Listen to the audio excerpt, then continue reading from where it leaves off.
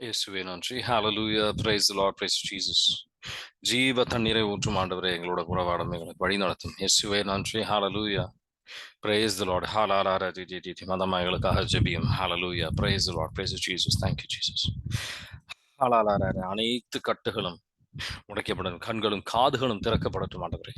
Cut all bondages, Father, in the mighty name of Jesus we pray. Amen. Hallelujah. Praise the Lord. Hallelujah. Praise the Lord. 2 Samuel 2வது அதிகாரத்துல இருக்கணும். இங்க Abner தாவீதோட அவர் ராஜாவா ஏற்கப்படுகிறார். ஆனா தாவீதோட ராஜ்யம் அவர் ராஜாவா ஏற்றுக்கொள்ளவில்லை. யூத மக்கள், யூதா கோத்திர மக்கள், யூதா இடத்துல இருந்த மக்கள் கடவுளோட திருவுளத்தை ஏற்று கொண்டு தாவீதை அபிஷேகம் செய்கின்றார் ராஜாவாக. ஆனா ஆப்னர் கடவுளோட திருவுளத்தை கேட்கறதுக்கு அவரு தயாராக இல்லை. சவுலோட மகனை யசோபத் அப்படின்ற மகனை அவர் ராஜாவா நியமிக்கின்றார். எல்லா இஸ்ரேலுக்கும் அவர் ராஜாவா நியமிக்கின்றார். அப்னருக்கு தெரியும் தாவீது தான் கடவுள் தேர்ந்தெடுத்திருக்கின்றார் அப்படின்ட்டு. நல்ல ஒரு வீரர் அப்படின்னு தெரிஞ்சுமே ஆண்டவருக்கு எதிராக அவர் பிடிவாத குணத்தோட அவர் செயல்படுகின்றார். இப்போ நம்ம இதை தியானிக்கும் போது நம்ம மனசுல வர வேண்டிய விஷயம், இஸ்ரேல் மக்கள் கேட்ட ஒரு கோரிக்கை, கடவுள்கிட்ட கேட்ட ஒரு கோரிக்கை. 1 சாமுவேல் 8வது அதிகாரத்துல 5வது வசனம், மற்ற தேசத்தை போல் எங்களுக்கு ஒரு ராஜா வேணும் அப்படின்னு கேட்கும்போது, மற்ற தேசத்தை போல் இங்க தடைகள், இங்க பிரச்சனைகள் அவங்க அனுபவிக்கிறாங்க. மற்றவங்களை போல, இந்த உலக சார்ந்த மக்களை போல நம்ம வாழணும் அப்படின்னு ஆசைப்படும் போது இந்த பிரச்சனைகள்லாம் நம்ம வாழ்க்கையில வரும். 1 சாமுவேல் 8வது அதிகாரத்துல 5வது வசனம் வாசிக்கிறீங்களா? 1 சாமுவேல் 8வது அதிகாரத்துல 5. எனவே இஸ்ரேலின் பெரியோர் அனைவரும் ஒன்று கூடி சாமுவேலிடம் ராமாவுக்கு வந்தனர். அவர்கள் அவரிடம், இதோ உமக்கு வயது முதிர்ந்து விட்டது, உன் புதல்வர்கள் உன் வழிமுறைகளில் நடப்பதில்லை. ஆகவே அனைத்து வேற்றினங்களிடையே இருப்பது போன்று ஒரு அரசனை நியமித்தரணும் என்று கேட்டுக்கொண்டனர். ஆமென். ஆமென். அது வரைக்கும் கடவுள் இவங்களுக்கு ராஜாவாக இருந்தார். இப்ப அவங்களுக்கு கடவுள்லாம் தேவை கிடையாது. கடவுள் கீழ்ப்படியதுக்கு பதிலாக ஒரு ராஜாவுக்கு, மனிதனுக்கு கீழ்ப்படித்து அவங்க தயாராக இருக்காங்க. அதுதான் இங்க தாவீதன் வாழ்க்கையிலையும் நடக்கின்ற ஒரு விஷயம். எப்போ இவங்க இந்த மாதிரி தேர்ந்தெடுக்க ஆரம்பிச்சாங்களோ, மற்ற தேசத்தை போல் பிரச்சனைகள் இவங்களுக்கும் வர ஆரம்பிக்குது. எப்ப நம்ம கடவுளுக்கிட்ட நம்ம கடவுள் அரணாக அவர் நம்பிக்கை அவர் மேல வைத்து அவர் நம்மளை வழி நடத்துவார், அவர் நம்மளை ஆசீர்வதிப்பார் அப்படின்ற நம்பிக்கையோட நம்ம முன்னாடி போகும்போது அந்த பிரச்சனைகள் இருக்காது அப்படின்னு சொல்லலை. அந்த பிரச்சனைகள் இருக்காது அப்படின்னு சொல்லலை. ஆனா உறுதியா இந்த பிரச்சனை என்னதுன்னா, அது ஒரு தடைகள் நீங்கப்படும். அது ஒரு தடையாக இருக்கின்றது. அந்த ராஜ்யம் தாவீதுக்கு போது அது ஒரு தடையாக நிக்குது. பெரிய பிரச்சனை. சாதாரண ஒரு பிரச்சனையாக நம்ம அதை பார்க்க கூடாது. இஷோபத்தை பத்தி பெருசா இங்க போடல. ஆனா முக்கியமா நீங்க கவனிக்க வேண்டியது, இஷோபத்தை அவரு எப்படி ஆப்னர் அவரை ஒரு ஏமாற்றி அவரை ஒரு என்ன சொன்னா ஒரு ஒரு காயா, பகடக்காயா ஒரு பயன்படுத்தி அவர் அந்த ராஜ்யத்தை அவர் ஒரு கண்ட்ரோல் பண்ணி வச்சிருக்கிறாரு. அதான் நம்ம இங்க பாக்குறோம்.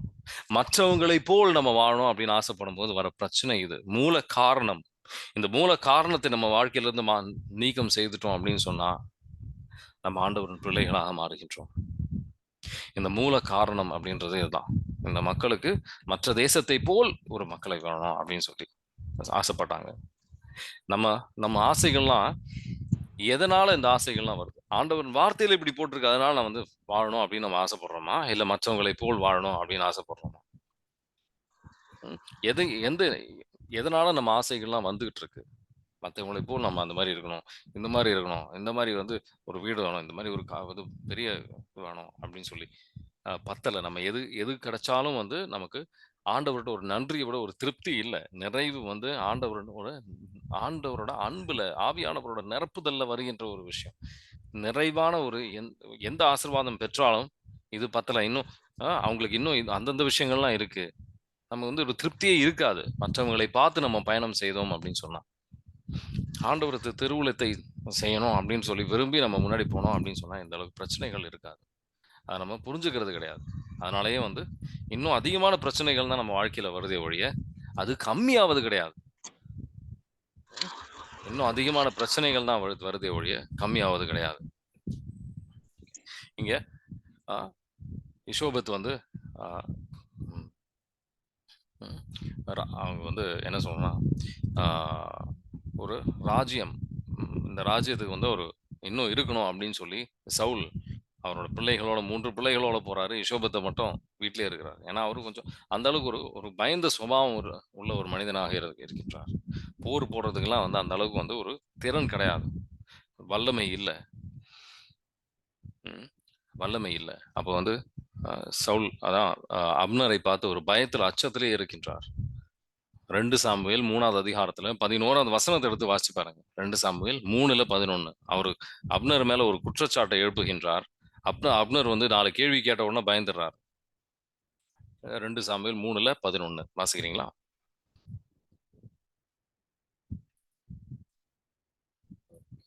ரெண்டு சாமுவேல் 3வது அதிகாரத்துல 11வது வசனம்.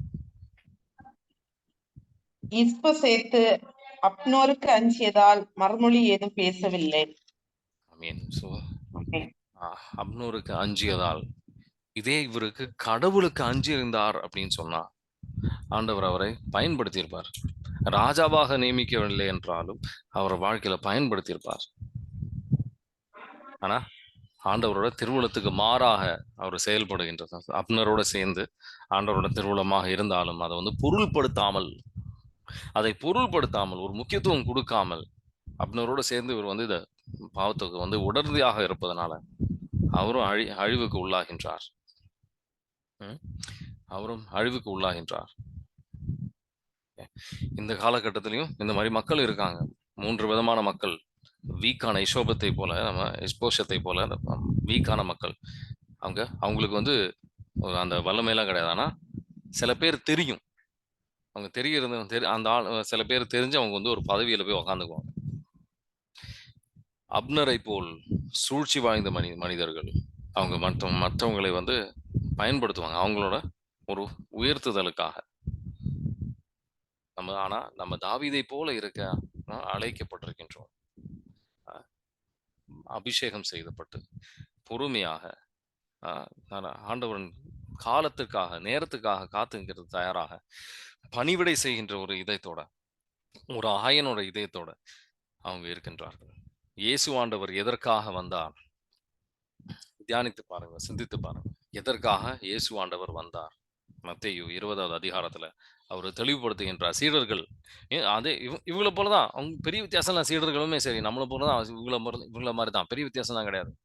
மத்தேயு 20வது அதிகாரத்துல எனக்கு வந்து உங்களுக்கு வலது பக்கத்துல வந்து உட்காரணும், எனக்கு வந்து அரியணையில இந்த இடத்துல வந்து இடம் வேணும் அப்படின்னு கேட்கும்போது அவர் சொல்ற பதில் என்னன்னு பாருங்க. முக்கியமா கவனிக்க வேண்டிய விஷயம், பதவி ஒரு ஆசையில இருக்கிறாங்க. அந்த நேரத்துல ஆண்டவர் சொல்ற பதிலை நல்லா கவனிச்சு பாருங்க, சீர்தூக்கி பாருங்க. மத்தேயு 20வது அதிகாரத்துல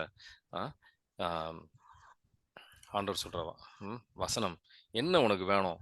20வது வசனத்துல இருந்து, மத்தேயு 20வது அதிகாரத்துல 20வது வசனத்துல இருந்து 28 வரைக்குமே வாசி. 20ல இருந்து 28 முக்கியமான வசனங்கள். நல்லா கூர்ந்து கவனிங்க. பின்பு செபதேயுவின் மனைவி தம் மக்களோடு விடுக்குமாறு இயேசுவிடம் பணிந்து நின்றார். உமக்கு என்ன வேண்டும் என்று இயேசு அவரிடம் கேட்டார். அவர், நீர் ஆட்சி புரியும் போது என் மக்களாகிய இவர்கள் இருவருள் ஒருவன் உமது அரியணையின் வலப்புறமும் இன்னொருவன் இடப்புறமும் அமர செய்யும் என்று வேண்டினார். அதற்கு இயேசு, நீங்கள் என்ன கேட்கிறீர்கள் என உங்களுக்கு தெரியவில்லை. நான் குடிக்க போகும் துன்பக் கிண்ணத்தில் உங்களால் குடிக்க இயலுமா என்று கேட்டார். அவர்கள், எங்களால் இயலும் என்றார்கள். அவர் அவர்களை நோக்கி, ஆம், என் கிண்ணத்தில் நீங்கள் குடிப்பீர்கள். ஆனால் என் வலப்புறத்திலும் இடப்புறத்திலும் அமரும்படி அருளுவதோ எனது செயலல்ல, மாறாக அவ்விடங்களை என் தந்தை யாருக்கு ஏற்பாடு செய்திருக்கிறாரோ அவர்களுக்கே அவை அருளப்படும் என்றார். இதை கேட்டுக் கொண்டிருந்த 10 பேரும் அச்சகோதரர் 20 மீது கோபம் கொண்டனர். இயேசு அவர்களை வரவழைத்து, பிற இனத்தவரின் தலைவர்கள் மக்களை அடக்கி ஆளுகிறார்கள். உயர்குடி மக்கள் அவர்கள் மீது தங்கள் அதிகாரத்தை காட்டுகிறார்கள். இதை நீங்கள் அறிவீர்கள். உங்களிடையே அப்படி இருக்கக்கூடாது. உங்களுள் பெரியவராக இருக்க விரும்புகிறவர் உங்கள் தொண்டராய் இருக்கட்டும். உங்களுள் முதன்மையானவராக இருக்க விரும்புகிறவர் உங்களுக்கு பணியாளராக இருக்கட்டும். இவ்வாறே மானிட மகனும் தொண்டு ஏற்பதற்கு அல்ல, தொண்டு ஆற்றுவதற்கும் பலருடைய மீட்புக்கு ஈடாக தம் உயிரை கொடுப்பதற்கும் வந்தார் என்று கூறினார். ஆமீன். ஆமீன். ஹல்லேலூயா. ஸோ இவர் வந்து என்ன சொல்ல வர, தொண்டு ஆற்றுகின்ற ஒரு உள்ளத்தை நம்ம இல்லை அப்படின்னு சொன்னா, ஆண்டவருக்கு நம்ம ஊழியம் செய்யறதுக்காக ஒரு எண்ணம் நமக்கு இல்லை அப்படின்னா, ஆண்டவரின் பிள்ளையாக இருப்பது நல்ல என்ன, ஆண்டவருக்கு தேர்ந்தெடுக்கப்பட்ட மக்களாக ஆகணும் அப்படின்னு சொன்னா அந்த ஒரு எண்ணம் தேவை. ஒவ்வொருத்தருக்குமே அந்த எண்ணம் தேவை. விண்ணுலகத்துல இருக்கின்றவர்கள் யாரு, மானிட மகன் இயேசு ஆண்டவருக்கு அவரோட எண்ணமே அதுதான். அவரை போல் நம்மளும் அதே எண்ணங்கள் வைத்திருக்க வேண்டும். யாரு, இந்த ஏஞ்சல்ஸுக்கு மட்டும் என்ன என்ன அவங்களோட எண்ணம்? ஹெபிரேயர் 1வது அதிகாரத்துல 14வது வசனத்தை எடுத்து வாசிச்சு பாருங்க. அவங்க தொண்டு ஆற்றுவதற்கு வந்திருக்கின்றார்கள் அப்படின்னு போட்டிருக்கும். நமக்காக பணிவிடை செய்வதற்கு, நமக்கு பாதுகாப்புக்காக, நம்மளை வழி நடத்துவதற்காக, நல்ல எண்ணங்களை சிந்திப்பதற்காக, அவங்க நம்ம சிந்திக்க வைப்பதற்காக அவங்க இருக்காங்க. ஹெபிரேயர் 1வது அதிகாரத்துல 14வது வசனம் எடுத்து வாசிக்கிறீங்களா? ஹெபிரேயர் புத்தகம் 1வது அதிகாரத்துல 14வது வசனம். அவர்கள் அனைவரும் ஊழியம் புரியும் ஆவிகள் அல்லவா? மீட்பை உரிமை பேராக பெறவிருப்போருக்கு தொண்டாற்ற அனுப்பப்பட்டவர்கள் அல்லவா? ஆமென். மானிட மகன் தொண்டாற்ற வருகின்றார், ஏஞ்சல்ஸ் வந்து தொண்டாற்ற வருகின்றார்கள். ஆனா நமக்கு மட்டும் எனக்கு என்ன பெற முடியும் அப்படின்றது மட்டும்தான் வந்து நம்ம நோக்கம். ஆண்டவர்கிட்ட வரும்போது, ஆண்டவரே நான் எந்த விதத்துல உங்களுக்கு நான் வந்து பணிவிடை செய்யணும் அப்படின்ற எண்ணம் நமக்கு இல்லை. இந்த அப்னருக்கு என்ன எண்ணம்? நான் எப்படி வளரலாம், ஒரு பதவி வேணும், எல்லாரும் என்னை பார்த்து வந்து பெரிய ஆள் நீ அப்படின்னு வந்து சிந்திக்கணும் அப்படின்ற ஒரு எண்ணம், பேர் புகழ், இந்த எண்ணத்தோட வந்து செயல்படும் போது என்ன ஆகும்? சுயநலமாக செயல்படும் போது என்ன ஆகும்? ஆண்டவரன் சில நேரம் நம்ம ஆண்டவரன் திருவுலத்துக்கு மாறாக செயல்பட்டு கொண்டிருப்போம் தெரியாம கூட. மாதாமாவோட எண்ணம் என்னவா இருந்தது? அவங்க அடியேன் நீங்க சொல்ற இது விஷயம் மட்டும் என் வாழ்க்கையில் நடந்தா போதும் அப்படின்ற ஒரு எண்ணம். நமக்கு அந்த எண்ணம் இல்லை அப்படின்னு சொன்னா ரொம்ப கஷ்டத்துக்குரிய விஷயம். அந்த மாதிரி இருக்கக்கூடாது. ஆண்டவரின் பிள்ளைகளாக இருக்கணும் அப்படின்னு சொன்னா, ஆண்டவரே என்ன பணிவிடை செய்ய நீங்க எதிர்பார்க்குறீங்க அப்படின்ற ஒரு கேள்வி நமக்கு உள்ள மனதில் வந்து எப்பவுமே எழுந்துகிட்டு இருக்கணும். அந்த ஒரு கேள்வி எப்பவுமே நம்ம மனதில் எழுந்து கொண்டிருக்கின்ற ஒரு முக்கியமான ஒரு விஷயம். யெஷோபத்தை வந்து ராஜாவா ஆக்குவது வழியாக, 2 சாமுவேல் 2வது அதிகாரத்துல யெஷோபத்தை வந்து ராஜாவா ஆக்குவது வழியாக தாவீதுக்கு எதிராக ஒரு போரை அப்னர் வந்து சொல்லியிருக்கிறார். போரை வந்து வைக்கிறேன் அப்படின்னு சொல்லி. எல்லா கோத்திரமும் வந்து அப்னர் கூட இருந்தாலும், யூதா கோத்திரத்தை தவிர அனைத்து கோத்திரங்களும் தாவீதுக்கு எதிராக இருந்தாலும் சரி, அவங்க வந்து பல போர்கள், பல பிரச்சனைகள் வந்திருந்தாலும் சரி, கடைசியில் ஆப்னர் வந்து அங்க ஒரு தோல்வியை சந்திக்கின்றார். ஏன்னா தாவீதுக்கு எதிராக மட்டும் அவர் போரிடல, கடவுளுக்கு எதிராக அவர் போர் எடுத்தார். அவர் பிடிவாத குணத்தினால, அவர் சூழ்ச்சி குணத்தினால. ப்ராவர்ப்ஸ் 29வது அதிகாரம் 1வது வசனத்தை எடுத்து வாசிப்பாருங்க. நம்ம பிடிவாத குணத்தினால நம்ம செய்கின்ற தவறுகள் என்னென்ன அப்படின்ட்டு ஆண்டவர் கண்டிப்பார். அவர் பிள்ளைகளாக கருதி அவரை நம்மளை கண்டிப்பார். ஆனா அழிவுக்கு வரக்கூடிய நம்ம வாய்ப்பு இருக்கின்றது. ப்ராவர்ப்ஸ் 29ல 1வது வசனம் வாசிக்கிறீங்களா? பன்முறை கண்டிக்கப்பட்டும் ஒருவர் பிடிவாதம் உள்ளவராக இருந்தால் அவர் ஒரு நாள் திடீரென அழிவார், மீண்டும் தலை தூக்க மாட்டார். ஆமென். ஆண்டவரே, எந்த விதத்தில் நான் வந்து உங்க வார்த்தைக்கு மாறாக நான் செயல்பட்டு கொண்டிருக்கின்றேன் அப்படின்றது இந்த கேள்வி அன்றாட நாள் நம்ம இதயத்துல எழும்பி ஆண்டவர்கிட்ட கேட்கணும். நம்ம எந்த விஷயத்திலாவது நம்ம தெரிஞ்சும் தெரியாமலும் ஆண்டவர் வார்த்தைக்கு மாறாக நம்ம செயல்பட்டு இருக்கிறோம் அப்படின்னு சொன்னா அது மிகப்பெரிய ஒரு சாத்தானின் சூழ்ச்சி. நம்ம கண்கள் அடைக்கப்பட்டிருக்கின்றது. நம்ம எந்த பாதையில, தவறான பாதையில போய்கிட்டு இருக்கோம்னு கூட தெரியாம நம்ம அந்த கரெக்டான பாதையில போயிட்டு இருக்கோம்னு நினைச்சு அது பெரிய ஒரு பிரச்சனையில போய் முடியலாம். அதுக்காக தான் வந்து இந்த வார்த்தையை ப்ராவர்ப்ஸ் 29ல 1வது வசனத்தை வந்து நம்ம ஆழமா சிந்திச்சு தியானிக்க வேண்டி இருக்கின்றது. நம்ம நினைச்சிட்டு இருப்போம், நான் வந்து சரி, நான் சரி, இவங்க சுத்தம் இருக்கிறவங்க எல்லாம் வந்து மோசம் அப்படின்ற ஒரு எண்ணம் சாத்தான் நமக்கு கொடுப்பான்.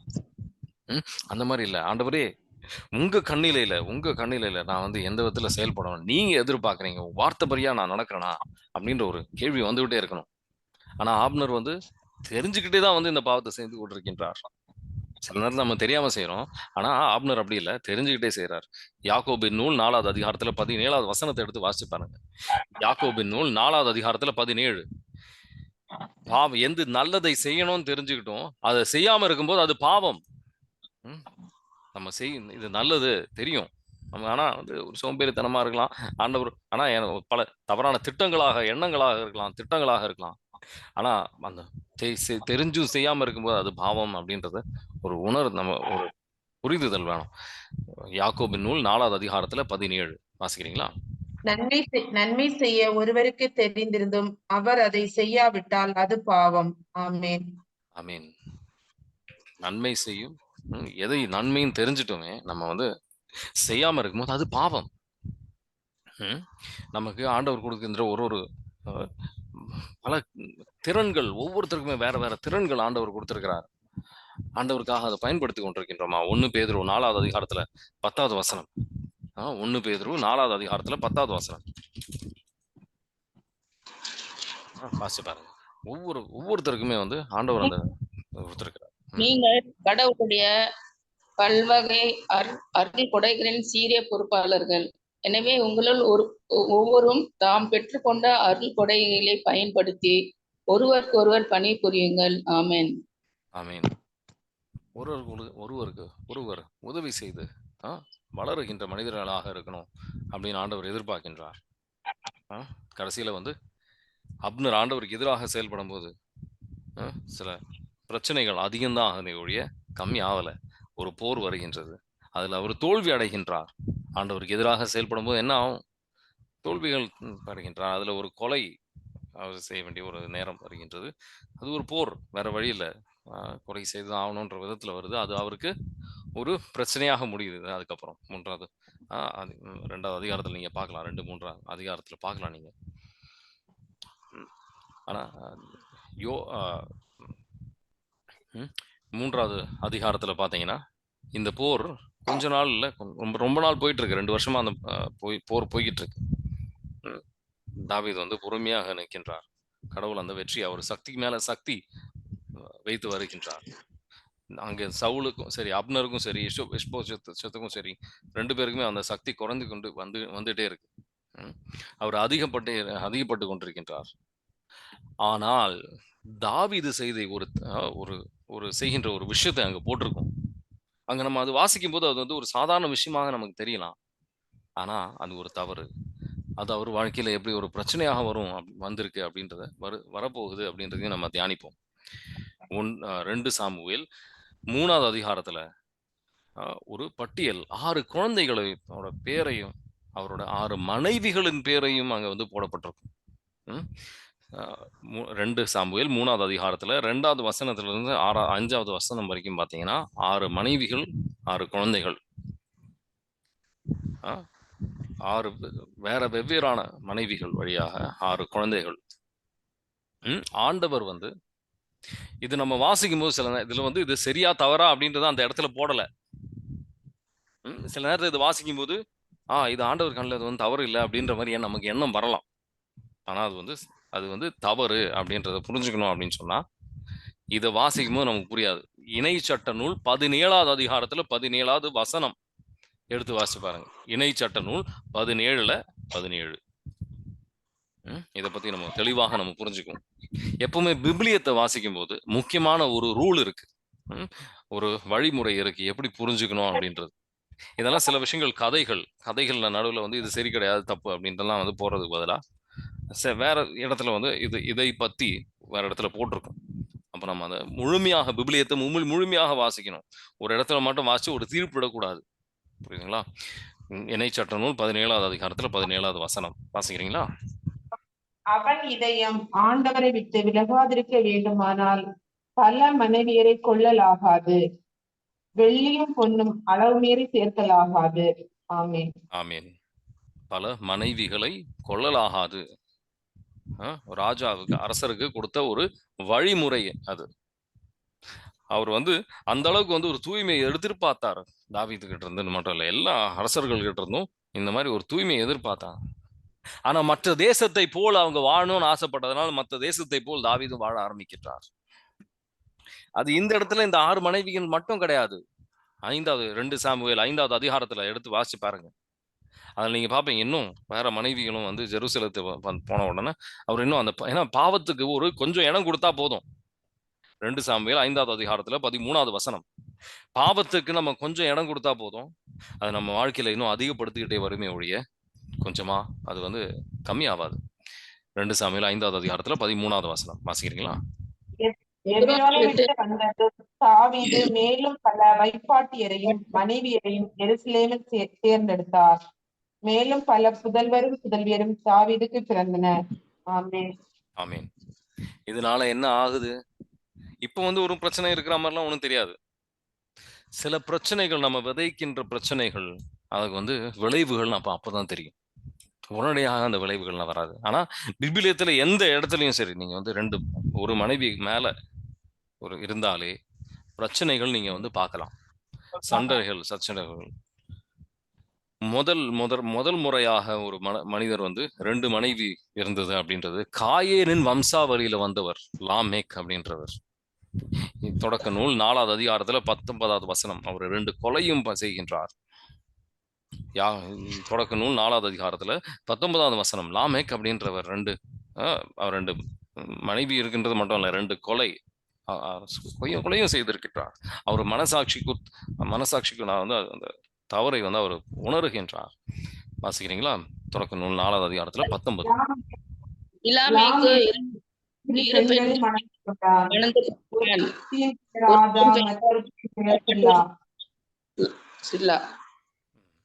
ஓகே. அப்போ ஆனா இது ஆண்டவர் பொறுத்து கொண்டிருந்தார். பழைய ஆகமத்துல பாத்தீங்கன்னா ஆண்டவர் பொறுத்து கொண்ட விஷயமாக இருந்தாலும் அதை ஒரு விரும்பவில்லை. எதனால பொறுத்து கொண்டார் அப்படின்னு நம்ம கேள்வி வரலாம். தவறான கேள்வி கிடையாது, கரெக்டான கேள்விதான். எதற்காக இந்த ஆண்டவர் பொறுத்து கொண்டார் அப்படின்னு பாத்தீங்கன்னா, அது அந்த காலகட்டத்துல இந்த போர்ல என்ன ஆகும், இருக்கின்ற அனைத்து ஆண்களையும் கொண்டுடுவாங்க, பெண்கள் மட்டும்தான் இருப்பாங்க. அப்ப அவங்களுக்கு ஒரு பாதுகாப்பு வலயமாக இந்த ஒரு அதிகமான மனைவிகள், ஆண்கள் வந்து ரொம்ப கம்மியா இருப்பதனால ஒரு மனைவிகள்லாம் இருப்பாங்க, அதிகமான மனைவிகள் இருப்பாங்க. அது ஒரு பாதுகாப்பு வலையுமே ஒழிய ஆண்டவர் இது விரும்பவில்லை. அது வந்து புரிஞ்சுக்கணும் நம்ம. அது வந்து இயேசு ஆண்டவர் வந்து நமக்கு சொல்லித்தரார். மத்தேயு 19வது அதிகாரத்துல அவர் வந்து தெளிவுபடுத்துகின்றார். ஒருத்தனுக்கு ஒரு மனைவி அப்படின்றது தான் வந்து ஆண்டவர் விரும்புகிற விஷயம். 2 பேர்லாம் கிடையாது. அந்த எங்கெந்த சூழ்நிலையில 2 பேர், அப்ரஹாமுக்கு சாராவோட சேர்ந்து ஹாகாரோட மனைவியாக இருக்கும்போது என்ன ஆகுது? பிரச்சனைகள் தான் வந்திருக்கு. யாக்கோபுக்கு தெரியாமலும் வந்து சகோதரி தான், மனைவியோட சகோதரி தான் அவர் கல்யாணம் பண்ணியிருக்கிறாரு. அப்போ என்ன ஆகுது? அப்பவும் சண்டை, பிரச்சனைகள் தான். மனைவிகளுக்கு நடுவுல பிரச்சனை, அதுக்கப்புறம் அந்த குடும்பத்தின் பிரச்சனை. அதனால ஆண்டவர் இது ஒருபோதும் விரும்பவில்லை அப்படின்னு புரிஞ்சுக்கலாம். தாவீதின் வாழ்க்கையிலும் பிரச்சனைகளுக்கு குறையவே கிடையாது, பஞ்சமே கிடையாது. முழுமையாக எல்லா சூழ்நிலையும் அவருக்கு பிரச்சனை தான் வந்திருக்கு. அம்னோன் முதல் பிள்ளை என்ன செய்யறாரு? அவரு தாமார் அப்படின்றது இன்னொரு பிள்ளைய வந்து அவரு ரேப் பண்றாரு. தாமார் வந்து அம்னோன் வந்து அப்சலோம் என்ற இன்னொரு பிள்ளை வந்து கொலை செய்கின்றார். அதுக்கப்புறம் ராஜ்யத்தை எடுக்க பார்க்கிறார். அப்புறம் அதோன்ஜா அப்படின்றவர் சோலமன் ராஜாவாக தாவீது நியமித்திருந்தாலும் அவரும் வந்து போரிட்டு பல பிரச்சனைகள். அதனால எந்த சூழ்நிலையிலும் இது ஆண்டவர் விரும்பின விஷயம் கிடையாது அப்படின்றத நம்ம புரிஞ்சுக்கணும். அது மாதிரி சில விஷயங்கள் விபிலியத்தில் நம்ம வாசிக்கும் போது உடனடியாக நம்ம அது புரியாது. முழுமையாக அதை பத்தி வேற எந்த இடத்துலலாம் அதை பத்தி போட்டிருக்கு அப்படின்றத நம்ம வாசிச்சா மட்டும்தான் விபிலியம் முழுமையாக நமக்கு புரியும். அதோட பலன் இதை வந்து 2 கல்யாணம் வந்ததுனால ஏதாவது பிரச்சனைகள் வந்திருக்கா, அவங்க வாழ்க்கையை முழுசா நம்ம சீர்தூக்கி பார்க்கும்போது நமக்கு புரியும். மத்தேயு 7வது அதிகாரத்துல ஆண்டவர் எப்பவுமே சொல்லுவார், இந்த பலனை பார்த்து நீங்க வந்து புரிஞ்சுக்கணும் அப்படின்னு சொல்லி. மத்தேயு 7வது அதிகாரத்துல 17ல இருந்து 20 வரைக்கும் வாசிக்கிறீங்களா? அதனால விபிலியத்தை மேலோட்டமா வாசிக்க கூடாது, அது மாதிரி வேற என்னென்ன சூழ்நிலைகள் இருந்திருக்கு அப்படின்னு வாசி அது புரிஞ்சுக்கணும். மத்தேயு 7வது அதிகாரத்துல 17ல இருந்து 20 வரைக்கும் வாசிக்கிறீங்களா? நல்ல மரமெல்லாம் நல்ல கனிகளை கொடுக்கும், கெட்ட மரம் நச்சு கனிகளை கொடுக்கும். நல்ல மரம் நச்சு கனிகளை கொடுக்க இயலாது, கெட்ட மரம் நல்ல கனிகளை கொடுக்க இயலாது. நல்ல கனி கொடாத மரங்கள் எல்லாம் வெட்டப்பட்டு நெருப்பில் எறியப்படும்.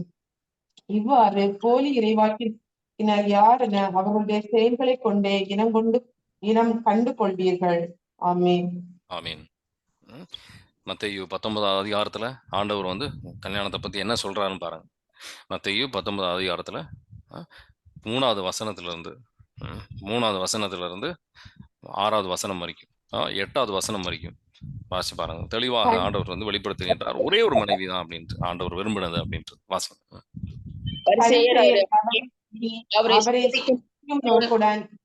தம் மனைவியை காரணத்தையாவது முன்னிட்டு விலக்கி விடுவது முறையா என்று கேட்டனர்.